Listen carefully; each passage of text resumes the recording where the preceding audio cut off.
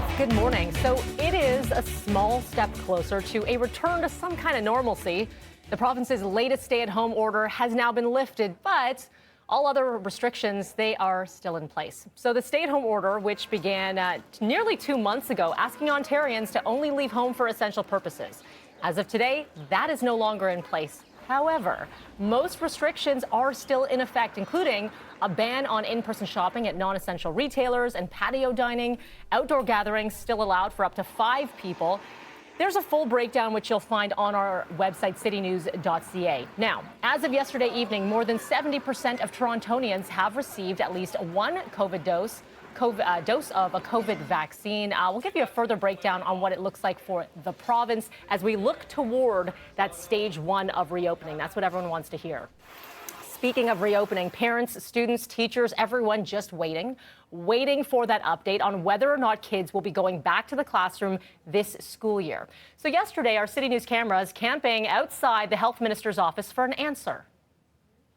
We know that parents are anxious to find out about this, and it is an important decision, so we will have an answer for them very soon. What is very soon? Very shortly. Thank you. Like parents are sitting there waiting. Within the next few days, we anticipate we will have an answer for parents. And that's all we got. All right, so sources say Premier Ford will be meeting with his cabinet at some point today. An announcement is unlikely until after that meeting. And the current recommendation is that the province not reopen schools. However, no final decision has been made just yet. The opposition criticizing the Ford government, saying the province dragging its feet. Maybe it's just that they're incompetent as far as schools go. Parents, I know, were shocked that the government didn't make any announcement about what they intended to do about schools a couple weeks ago. Over the weekend, Ontario's Science Advisory Table announcing it believes in-person classrooms can reopen on a regional basis.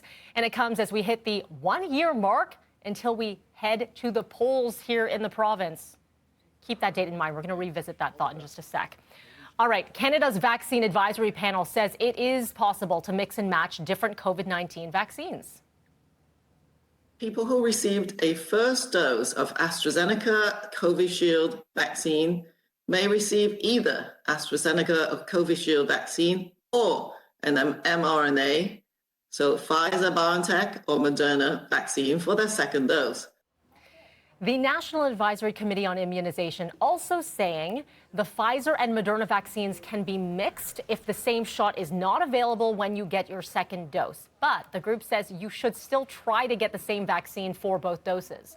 A recent study in the UK reporting mixing AstraZeneca and Pfizer led to more short-lived side effects like fevers, fatigue, but it was safe. A Spanish study finding getting Pfizer after receiving 1 dose of AstraZeneca produced more than twice the antibodies compared to getting 2 doses of AstraZeneca. Okay, happening now, one woman is dead after a massive fire ripped through a home in Milton. Emergency crews were called to a set of row houses near Steeles Avenue and Peru Road just after midnight. When officers arrived here, that main floor of one of the units fully engulfed. Most residents were able to evacuate on their own. One person believed to still be inside. Emergency crews tried to get in, but were reportedly forced back by these flames. The body of one person later discovered this morning after the Milton Fire Department was finally able to get this one under control. Now, I want to bring you back to a live look at the scene right now, and what you will see here is significant damage. Officers are now working to identify the victim and notify next of kin. The Ontario Fire Marshal's Office has also been called in to investigate. Right now, there is no word on a possible cause. And also happening now, one person has been killed following a fatal shooting in Ajax. Durham police were called to 1 Smith Lane, which is near Rosslyn and Westney, around midnight, just after midnight. One man taken to hospital was later pronounced. Police believe this was a targeted shooting. Now, our camera is en route, and we're going to bring you to the scene as soon as we do arrive.